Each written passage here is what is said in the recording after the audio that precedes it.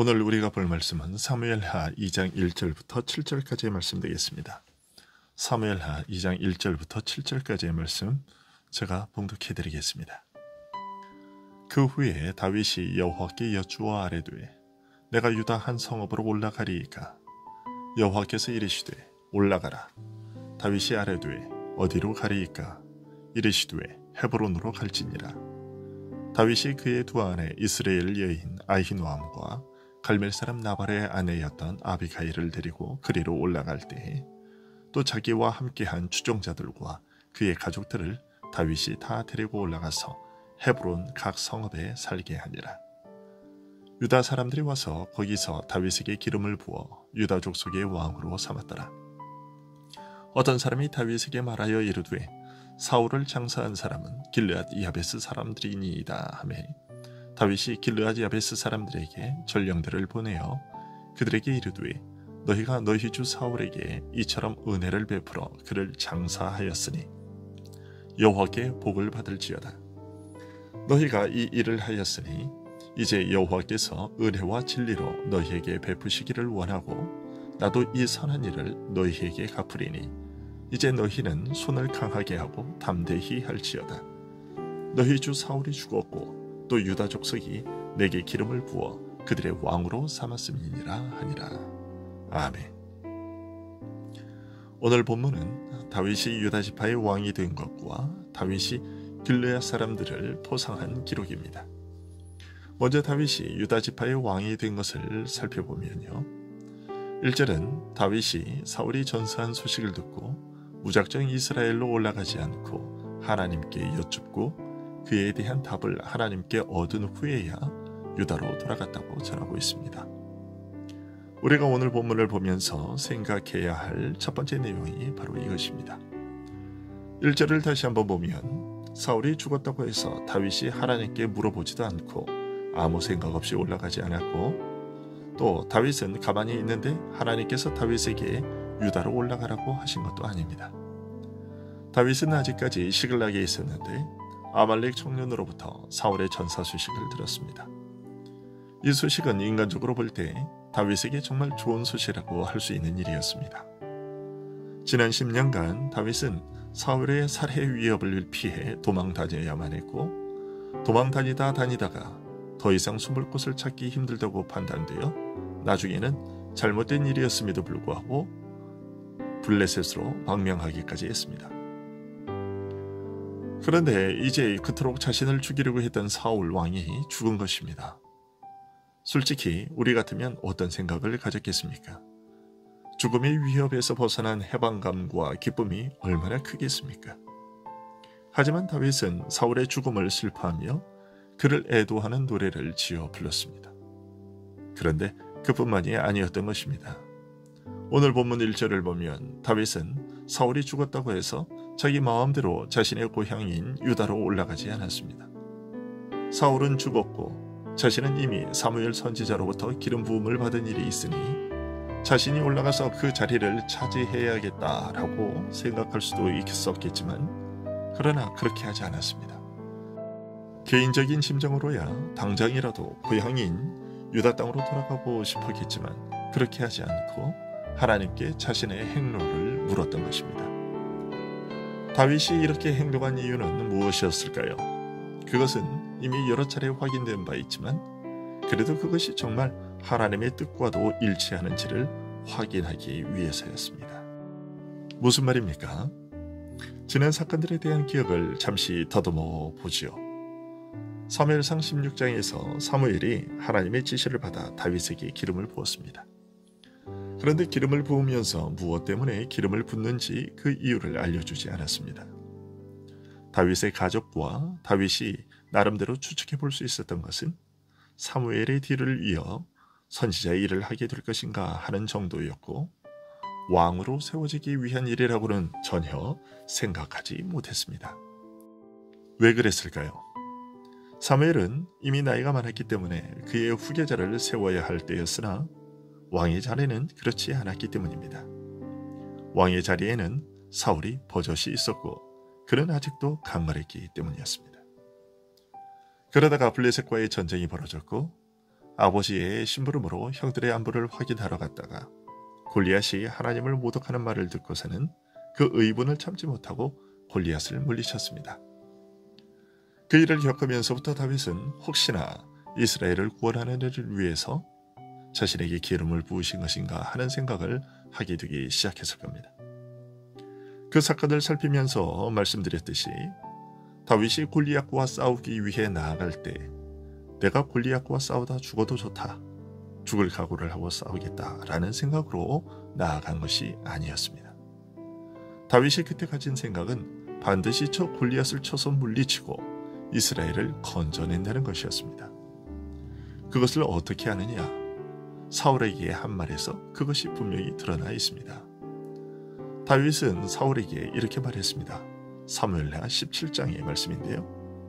주의 종이 아버지의 양을 지킬 때에 사자나 곰이 와서 양떼에서 새끼를 물어가면 내가 따라가서 그것을 치고 그 입에서 새끼를 건져내었고 그것이 일어나 나를 해하고자 하면 내가 그 수염을 잡고 그것을 쳐 죽였나이다.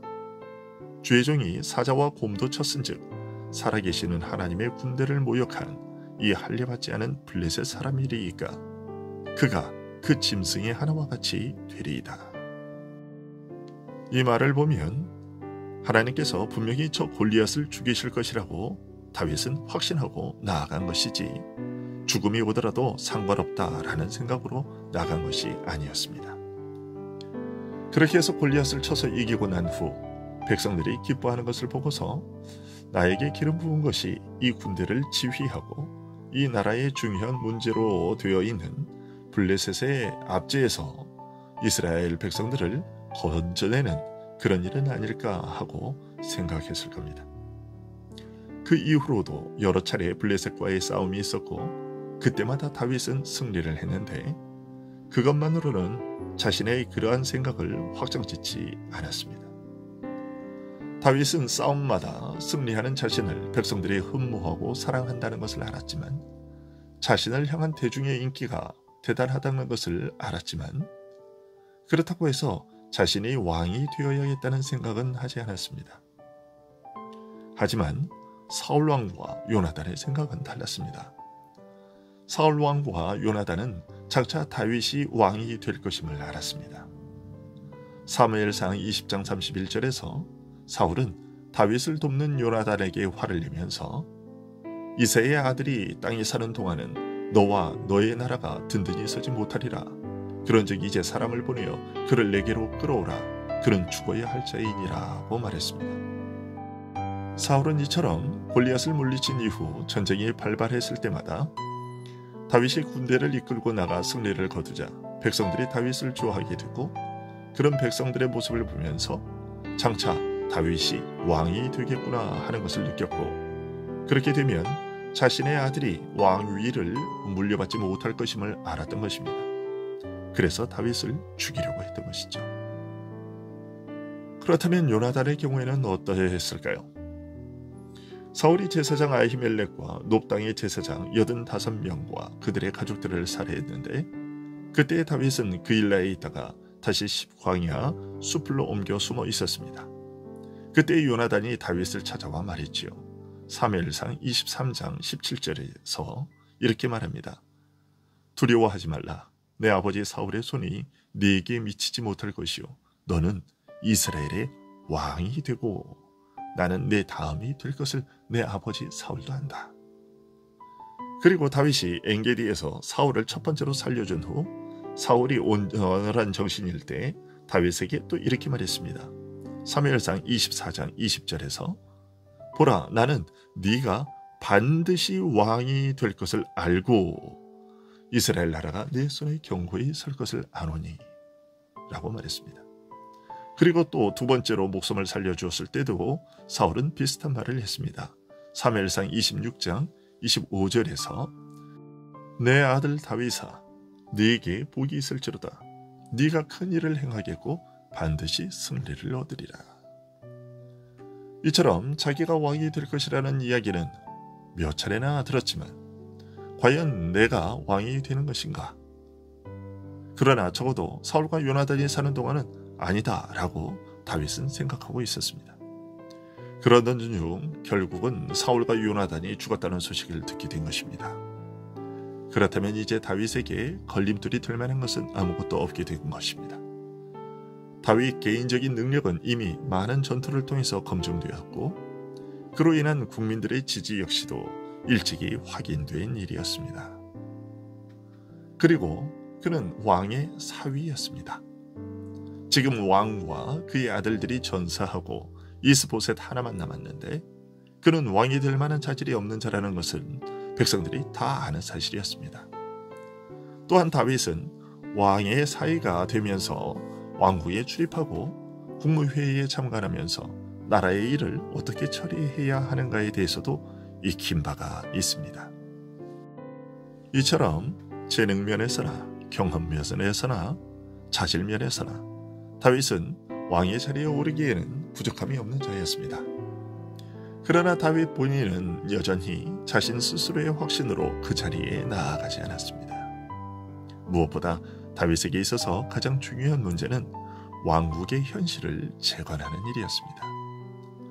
블레셋 사람들에게 완전히 참패당했기 때문에 이제 앞으로는 이 사람들이 블레셋의 속박과 압제 가운데 지내게 될 것이 뻔했습니다. 그렇게 되면 하나님으로부터 부여받은 거룩한 민족적 사명을 감당하는 일도 자연히 행하지 못하게 될 것이었습니다. 다윗에게는 자신이 영화로운 자리에 오르는 것보다 이런 사안이 더 큰 문제였던 것입니다. 이스라엘의 왕이 된다는 것은 하나님으로부터 받은 그 민족적 사명을 감당케 하는 것인데 그런 일은 아무나 할 수 없는 것이었습니다. 그래서 다윗은 최종적으로 하나님께 그것을 물은 것이었습니다.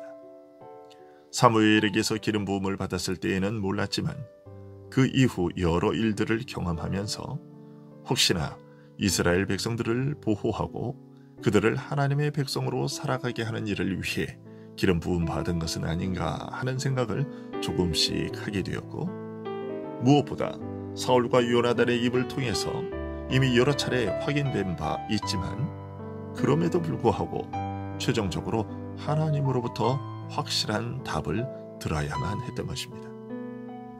개인적인 역량도 충분했고 여러 사람의 입을 통해서도 들었지만 가장 중요한 하나님의 확답을 들어야만 하겠다라고 생각했던 것입니다. 오늘 본문을 통해서 배우게 되는 첫 번째 교훈이 바로 이것입니다.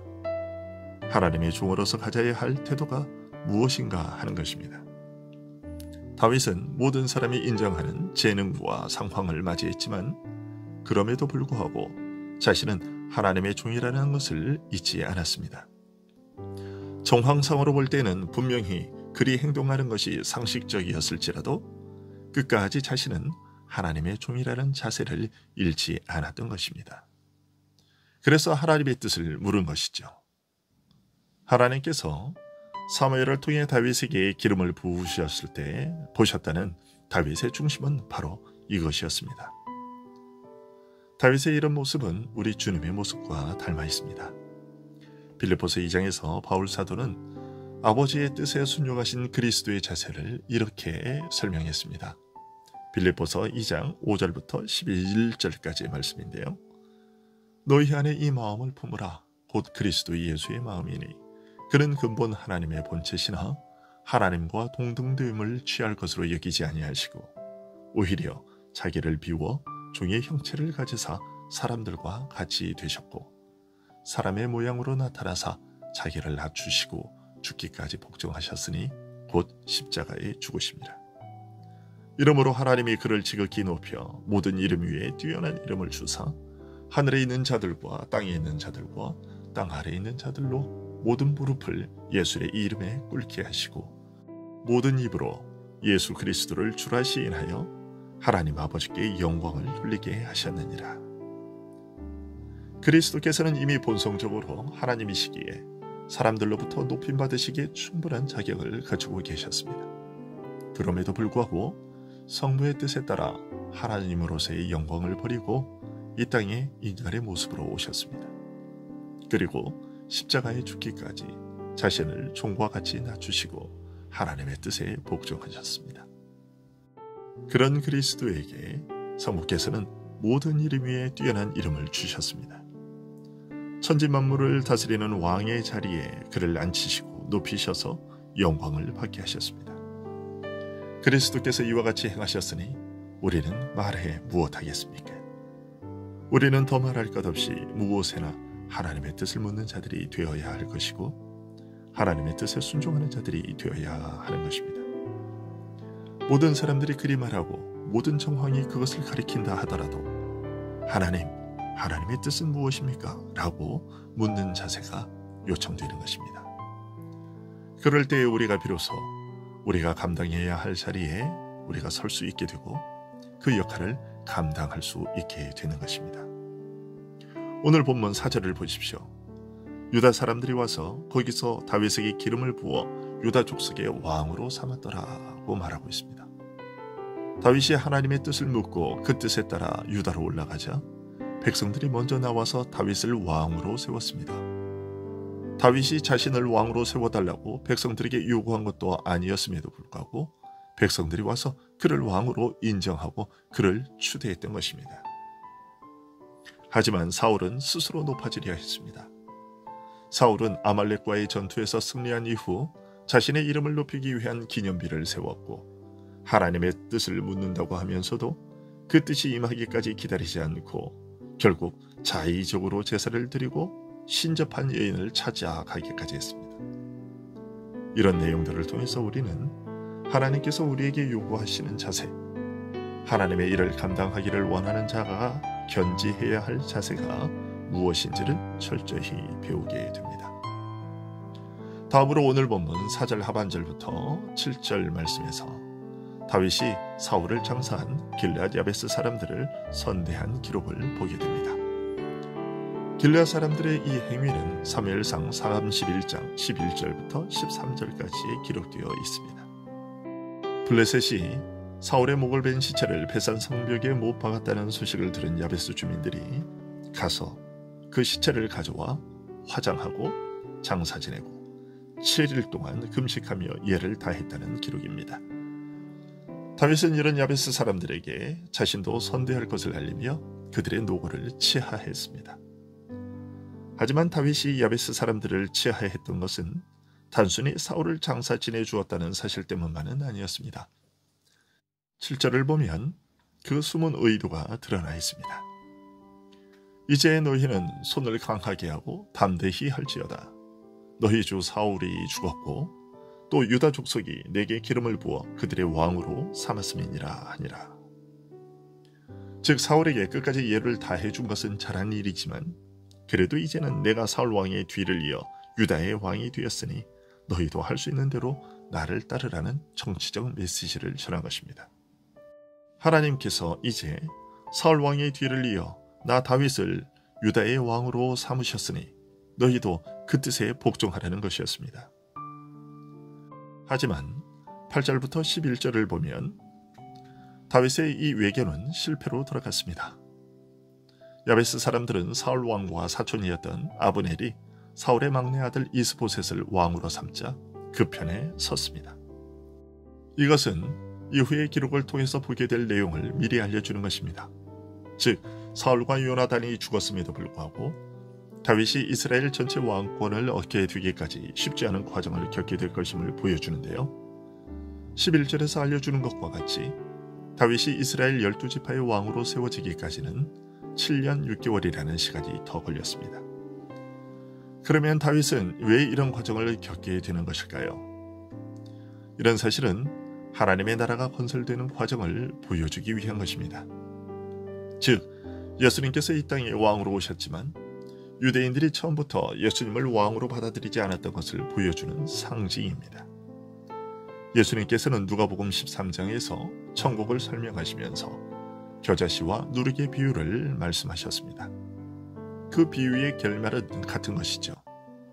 겨자씨 한 알이 자라 나무가 되어서 공주의 새들이 그 가지에 깃들게 되듯이 또 가루 서말 속에 갖다 넣은 누룩이 그 모든 가루를 부풀게 하듯이 하나님의 나라 역시도 처음에는 미약하게 작게 보이지만 차츰차츰 커지고 확대되어 마침내는 많은 자들이 변화되어 하나님 나라에 속하게 될 것이라는 사실입니다.